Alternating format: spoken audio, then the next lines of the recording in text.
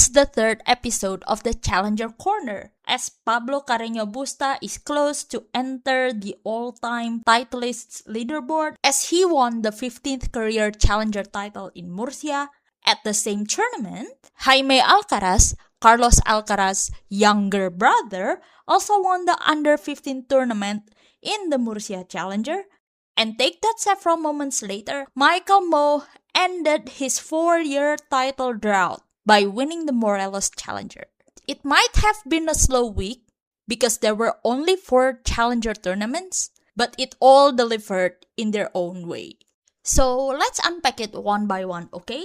Not to mention that the events from last week were all Challenger 75 tournaments. So, firstly, we started with the Zadar Challenger Final, where Stefano Travaglia eventually won the title due to Arthur Gea's retirement down 1-2 in the first set. To be fair, it was Arthur's second Challenger Final. Out of his first 4 Challenger tournaments, he made deep runs in Kigali the past fortnight. There was a semi-final especially, but we also remember that in this tournament, Arthur played 2 3-set matches, which all lasted more than 3 hours, somewhere along those lines. So the first one was the quarterfinal match against Lucas Neumeier, and then he also saved match point in the semifinals against the second seed and his fellow Frenchman Kyrian Jacquet.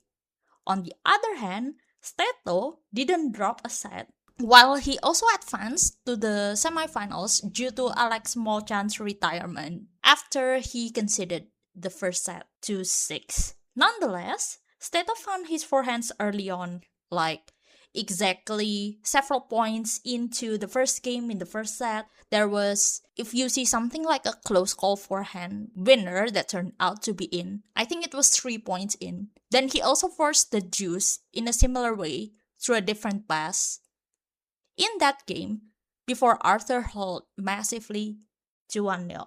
Steto then held to 1-1, but Steto's working drop shot created the latest break point before he eventually broke to 2-1.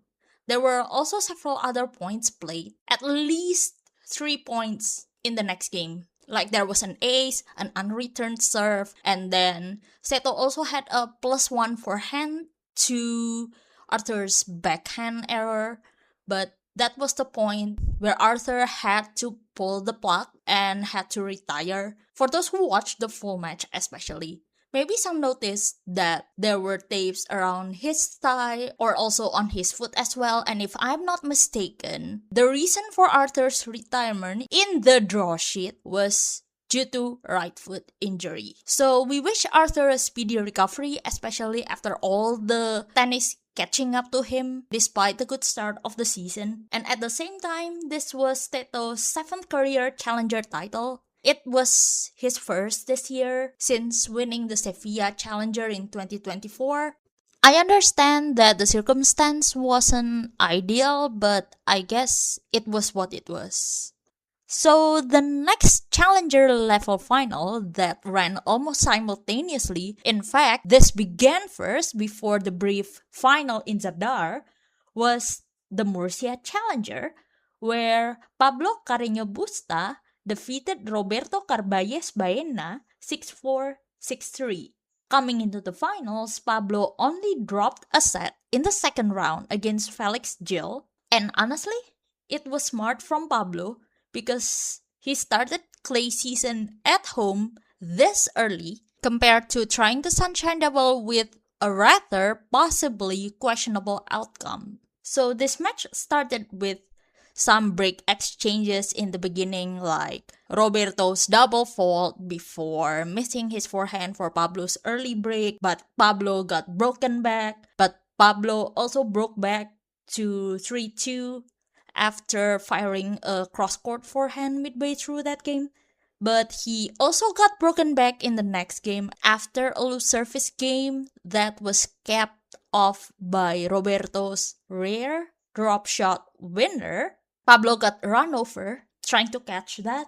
Take that several games later, Pablo also pulled another drop shot before breaking back to 4-3. So after Pablo consolidated to 5-3, the third seed, yes, Pablo was the third seed, almost broke for the set. Like, he forced several juices and had a set point on return even, thanks to his drop shots and crediting some forehand winners as well along the way. Until Roberto found his lob to hold 5-4, and Pablo eventually took the first set 6-4. 5 games into the second set, Pablo had another successful drop shot 2 points in. However, Roberto double faulted, which created Pablo's break opportunity. And without any further hesitation, Pablo found his backhand drive, moved forward, falling several times until it was landed in right for the break to 3-2. Pablo then held to 4-2.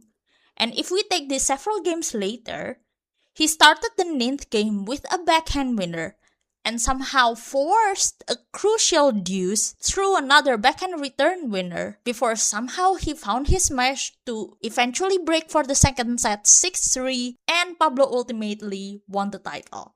Yes, Pablo won his 15th career challenger title here, so that would make him closer to the all-time titleist leaderboard, which minimum in that list was people who won 17 titles, so he was close to that. Pablo only runner-up twice, the latest being in Olbia Challenger 2025 when he lost an epic to Luca van Assche. To add the better news, Pablo provisionally entered the top 100 by landing at 96 with this title, but he has a chance to solidify this title in this week's Montemar Challenger, which is an upgrade to a Challenger 100 originally scheduled in Girona.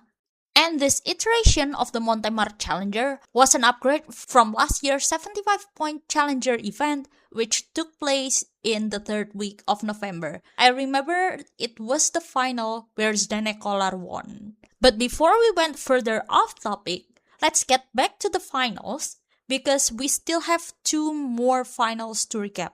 So the third final for that week was the Asuncion Challenger in Paraguay, where Gianluca Cadenasso defeated Franco Roncadelli 7-6, 6-0. So Gianluca Cadenasso was the runner-up of the set Montemar Challenger, so the final scoreline was 4-6, 4-6, if I'm not mistaken, to Zdenek Kolar. And he also won the Santiago Challenger doubles title with Paulo Andre Saraiva dos Santos. Some of you guys might have recalled me shouting him out in the doubles section last week.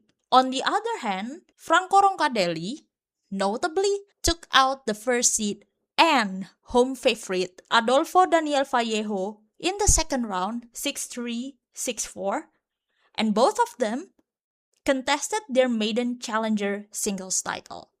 And to be fair, this was Franco's maiden challenger singles final. It was somehow Gianluca's second. So, speaking of the match, Franco had a shaky start from the grounds, both on serve and on return, but it was mostly visibly on serve, because especially at the second game, it was a forever juice situation, I would like to say, which also included a backhand down the line winner from Gianluca all the way before he broke to 2-0, but then Gianluca got broken back to 2-1. But Gianluca somehow found his forehands again to break. I think it was to 3-1. Gianluca should have served for the opening set, but Franco started to have ideas. Gotta credit that cross-court forehand return winner 3 points in before the break back to 5-4. And there was a successful volley from Franco that created his game point before he held to 5-5. But fast forward to the first set tiebreaker, they exchanged quite a few mini breaks until Gianluca found a forehand volley winner. It was very close in the Challenger TV angle, but it was in to set up his set point to 6-5. And Gianluca eventually took the first set 7-6 after converting it on his serve. So the tiebreaker score was 7-5. Compared to the competitive first set, the second set was rather a one-way traffic, because everything just didn't work from Franco and Gianluca did what he had to do. If you notice, there might have been some forehand winners being crucial, as well as some successful drop shot. This one was the reason why he broke to 1-0, but there were also several working drop shots as well midway through that set, until he also had a deep forehand down the line winner executed from such an angle to break 5-0, and eventually he baked the second set bagel and took home his maiden challenger singles title. With that, the Italian rose to around 233 alive in the rankings. But with the entire South American challenger swing going on right now, it's not impossible to see him in the Roland Garros qualifying rounds. Thanks to his string of results within the past semester, and not to mention that Franco, at the moment, rose to the top 300 in singles for the first time by provisionally sitting in around 278, if I'm not mistaken, thanks to this run. Last but not the least, it was the Morelos Challenger in Cuernavaca, Mexico, which sealed the challenger level tournaments that week. Both of the finalists tried to end their title-winning droughts, especially in this level. So Taro Daniel advanced to his first challenger final since the Seoul Challenger in 2024, and sought for his first challenger title since Taipei 2024, while Michael Mmoh, who also came back from injury, made it to his first challenger final since the Yokkaichi Challenger 2023 and still looked for the first title since the Fairfield Challenger 2022. So it has been a while for them, both for loss of form or injuries, and they took the opportunity to the best they can and eventually met in the finals. We started the finals with Taro's dominance in the first half of the first set, where he found his backhand line, especially to break earlier in the set, and then he also had some volleys also to double that break advantage. But Michael started to find his rhythm, found his footing as well to break back to 5-3 moments after his forehand winner several points into that game. But just 1 point into the 9th game of the first set, there was a lengthy rain delay because it was suddenly raining at that time. But after the resumption, Michael managed to hold that service game to 5-4. Eventually, Taro still took the first set 6-4, and basically Michael just tried to hang on in the second set, judging from how he constructed his point in some occasions. But for some reason, he also survived another successful pass, but he also survived a successful defense to offense mechanism from Taro several points into the 7th game of the second set. But then Michael found his forehand winner to massively hold that game to 4-3. Fast forward to the 10th game, this was where possibly the scoreboard pressure was taking on Taro as visible through his second serve problems. But also consider the win because it was also crazy somewhere in the second and the third set. Michael took that opportunity to score a cross-court forehand pass that eventually led him to break for the second set 6-4 and force the deciding set. At the third set, Taro broke early to 1-0 as he tried to out-hit Michael from the back of the court, and then he consolidated to 2-0. But there was a point in the 5th game of the deciding set where Michael came up with a forehand winner and an intuitive volley finish, I would like to say, to save the second break point at that time, as Taro was seeking to double his break advantage at that game, right? And Michael ended that game by massively holding his serves to 3-2. And this might have been the point where Michael started to come back from behind and he broke back to 3-3, and there was also another break to 5-3. I had to credit him finding the lobs for that matter. And despite surviving another forehand down the line pass from Taro like 3 points into the 9th game of that set, Michael still won the next few points and took the third set 6-3. eventually winning his first challenger title since the Fairfield Challenger 2022.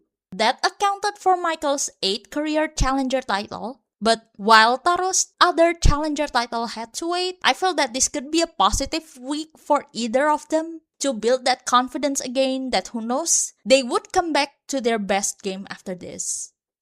After neatly closing the weekly recaps with the Morelos Challenger, it is time for classic shoutouts. There were a handful of classic matches. I think some or most of these were condensed here on YouTube. There were some eventful ones that deserved the weekly nomination. So I'd like to start from the second round match in the Murcia Challenger between Gil Arno Bailey and Alejandro Morocañas. Gil actually was a set and a break up until 4-3 in the second set, at least, thanks to some net workarounds. But Alejandro somehow found a way back, but it was not enough because Gil Arno eventually came on top by the end of that match, by taking that third set. The second nominee was the Morelos Challenger quarterfinals between Michael Mmoh and Rodrigo Pacheco Mendes. Rodrigo was playing at home and somehow took the first set 7-6 thanks to a convincing display in the tiebreaker. He tried his best to sustain that level in the second set, which Michael turned out to make the difference from the back and took that one 6-2. And Michael somehow continued that into the third set, which he also took 6-2. And that's despite Rodrigo's best efforts trying to come back from a double breakdown by the 8th game of the third set. The last two sets, however, might have looked closer compared to the scoreline, but especially the second set and how it was set up for me. The third match in contention for this week's match of the week was the Asuncion Challenger quarterfinal between Lautaro Midon and Jaime Faria. Lauti had the edge in the first set tiebreak, but even if Jaime tried to step up in the second set, it was just not enough as Lauti found his footing once again and took the third set 6-3. And lastly, there were some early contenders in the Zadar Challenger, but I picked the all-French semi-final match between Arthur Gea and Kyrian Jacquet. So, the first set was rather roller coasterish, but Arthur saved a match point made due to his forehand error by forcing another forehand error on Kyrian's end.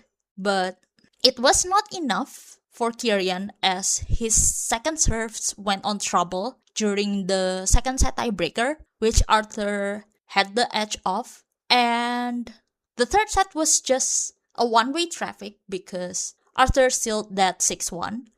Unfortunately, as you saw in the weekly finals recap, Arthur had to retire due to the injury he sustained throughout his last two matches.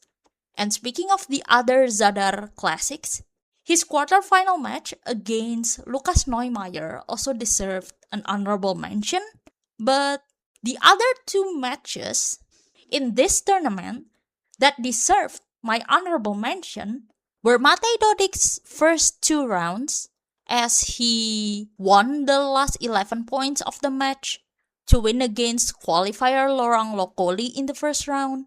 That was the match where Laurent should have served for the match at 6-5, but for some reason it didn't happen. Another one was against Martin Krumich in the second round. Not to mention that an Argentinian classic in the Asuncion first round match between Nicolas Kicker and Thiago Sigaran. Thiago won that match after a long tussle. This deserved my honorable mention. And without the quarterfinal classic I previously mentioned, we wouldn't have both semifinals and the finals, which I thought would make a great late submission. But for some roller coasterish reasons, I decided to stick with nominating the quarterfinals instead. Moving on to the trajectory, I'd like to give some youngsters who competed in the Fortnite Miami Masters 1000s a shout out. So, This is a follow-up to what the next-gen ATP finalists been up to since competing there at the end of last year.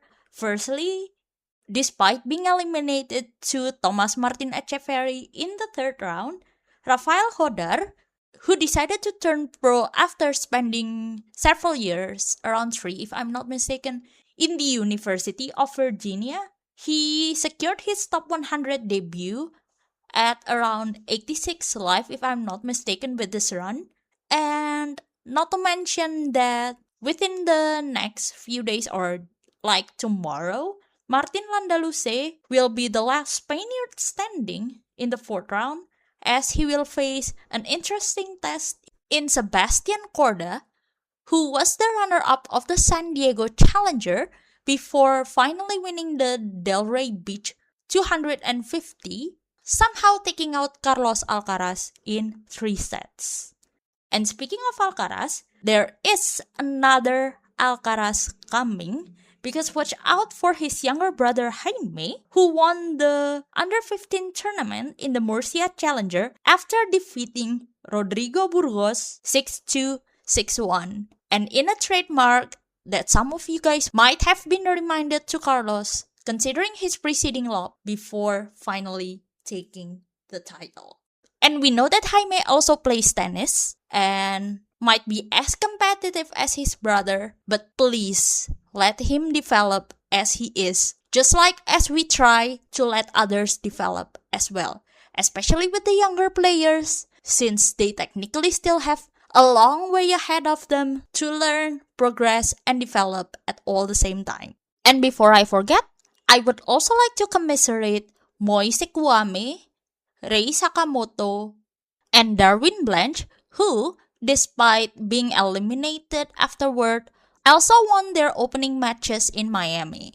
Another name I have been observing for the past week was Alejandro Jayen, who received a wild card in the Morelos Challenger and somehow won his first round match against Robin Catri before being eliminated in 3 sets to a certain Andres Martin. Alejandro attended the University of Texas in Arlington, graduating in 2020, and he did all that in the challenger level without an ATP ranking. Who knows? This can be a path of something big for him. Other than Rafael Hodar, we might see other top 100 debut possibilities, with the nearest ones that also play this week being Filius Gaubash, who is around 105 live, playing in the Montemar Challenger, Shoshima Bukuro playing at home in the Yokkaichi Challenger, sitting at 110 live as I speak, and the third one closer in this regard is Jan Choinski, who is 119th, playing in this week's Montemar Challenger. Not to mention that Coleman Wong also plays in the Morelia Challenger with 124 live in the rankings. And if Martin Landaluce somehow finds a way to go way deeper in the Miami Masters 1000, he might be closer or even debut in the top 100 depending on how deep he runs. Otherwise, it's also possible for him to stay closer to the top 100 regardless of where his run ends in this tournament. But we are still at the end of March and the season is still far from complete.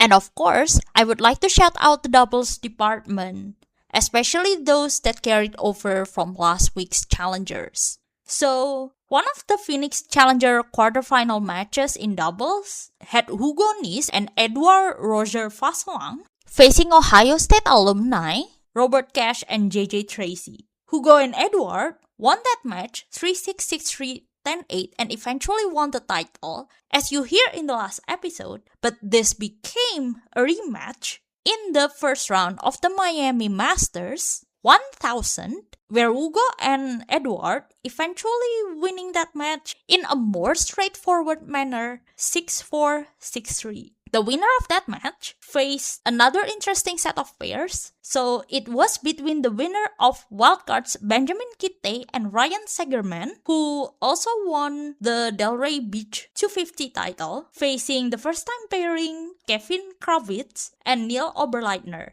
If you remember, Neil was one of the two people along with Ray Ho who won 8 challenger titles with 6 different partners last year, and it was the most by then. And Kevin and Neil somehow won that match as well, around 6-4, 6-4 if I'm not mistaken.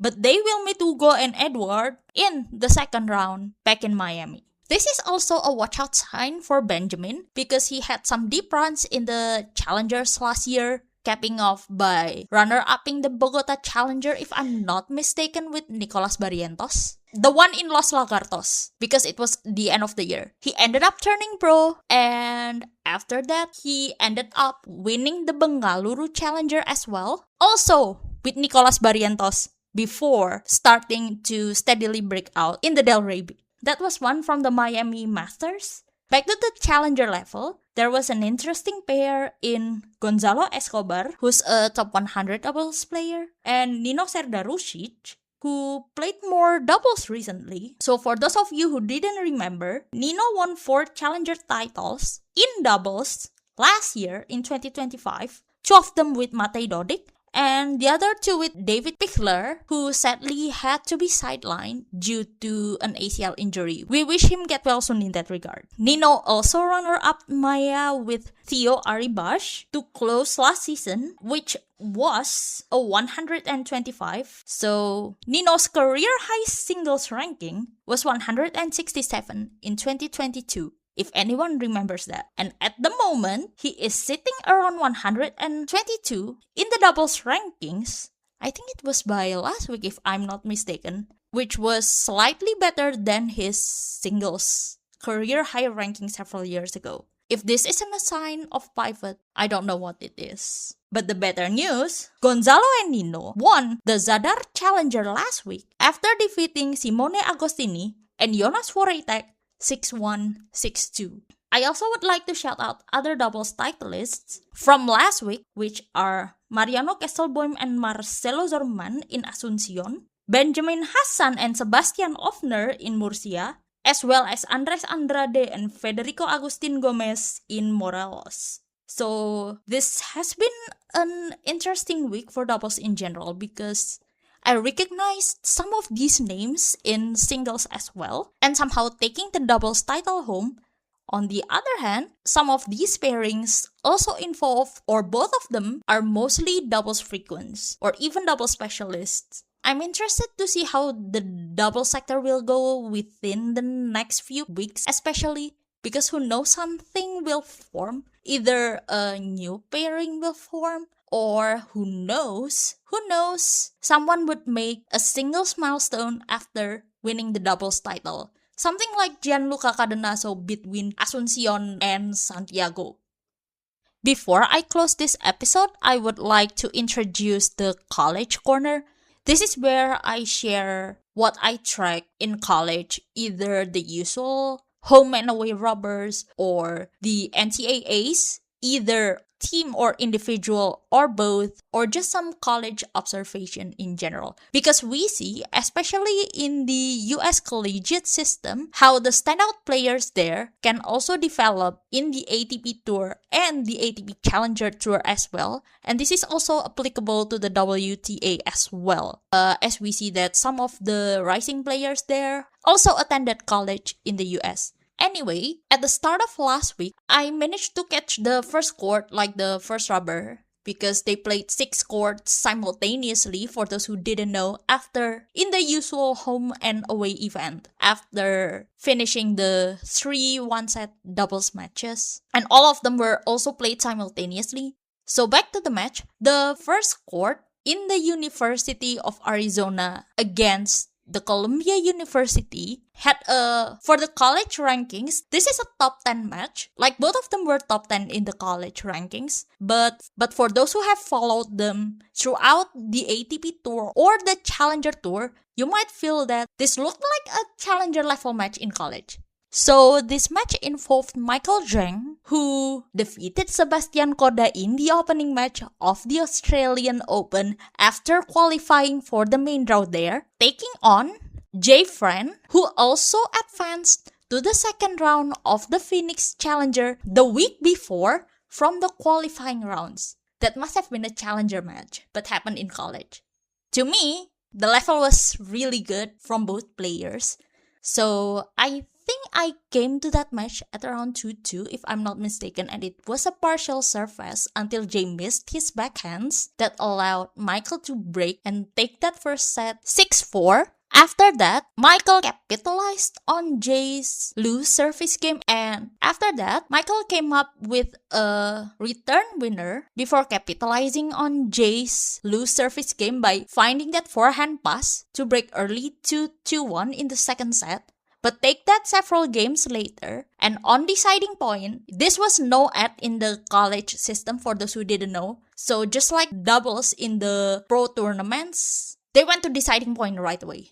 So at the deciding point, Jay also came up with a return winner to break back in the middle of this second set, brought that set to the tie break, which Jay won 7-6. But then there were some second serve, something that cost him the match tiebreak. It was a match tiebreak because Arizona won the doubles rubbers combined 1-0. And by the time the second set finished, Arizona won the other 3 rubbers 3-0. So they decided to have a match tiebreak for the remaining matches, which are technically dead rubbers using the Davis Cup language. And Michael took advantage of the second serve situation, not to mention the +1 error that started the match tiebreak. And that was the reason Michael took that match tiebreak 10-5 due to Jay's forehand error. And despite conceding that rubber, I think it was 4-1, the University of Arizona went on to win the other 2 rubbers to make that 6-1. Knowing Jay and Michael both graduating this year, this might have been one of their college meetings, the first for this year if I'm not mistaken. They have yet to meet in the professional level, but who knows? We will see more of them as they develop in especially the Challenger Tour, and we might see more of these matchups, and who knows, it could be this meet as well. So what does the upcoming week, which is this week, have in store? So we have 7 tournaments a week. 2 of them are the Challenger 125s, which are in Morelia and Naples in Italy. And the other 2 challengers, which also are Morelia and Bucaramanga challengers, will have their finals played on Saturday local time. So outside of the top 100 watch, we have a group of players trying to rebuild because they are in borderline either going back to the top 100 or somewhere below that, around, I think there were a couple of top 100 players in the lower end until at least 150 or somewhere along those lines, including those who rebuilt home in Alicante, such as, but not limited to, Pablo Carreno Busta and Pedro Martinez. In fact, for those of you who followed all the dramas from last year, Pablo Carreno Busta, who had a moment of get this umpire out of Girona last year, faced qualifiers Sviatoslav Gulin, who was defaulted on a different Spanish ITF because of one of his celebrations, if I'm not mistaken. And for all the wrong reasons, this could either deliver chaotic or dramatic to start Pablo's campaign. But chaos aside, this might or might not be easy in Pablo's case because he just came back from the Murcia Challenger title. The other part of the story also has Stan Wawrinka's last dance in Naples 125. As we see, he skipped the Sunshine Double to be able to prepare for the clay chapter of his last dance. And not to mention that we will also have a handful of youngsters competing in this week's challengers, such as a derby of Italian talents between Carlo Alberto Caniato and Jacopo Fasami, who was the runner-up of last week's ITF M25 Badalona to Iñaki Montes de la Torre. That derby will take place in Naples. And not to mention that Guto Miguel will also play in his home challenger in Sao Paulo thanks to a wildcard, as well as Alexander Vasilev, who had a career high ITF junior ranking of 2 back in September 2025, will make his challenger debut in Split Challenger, as well as a lot more journeys to follow because this is going to be a very packed week. So buckle up for all the actions. And before we wrap up, just a quick note that I've been doing the Challenger coverage as a fan for a few years now. For those of you who just came here because of the YouTube or Spotify or Apple Podcasts thingy, I've been doing that for at least 4 years since coming back to watching tennis, covering a lot of the Challenger and lower tier stories and all of the stuff. So if you enjoy the podcast or my overall work, I do have a Buy Me a Coffee link. No pressure at all, but it would help to support the project. So until then, everyone, see you next week with a lot more stories to share.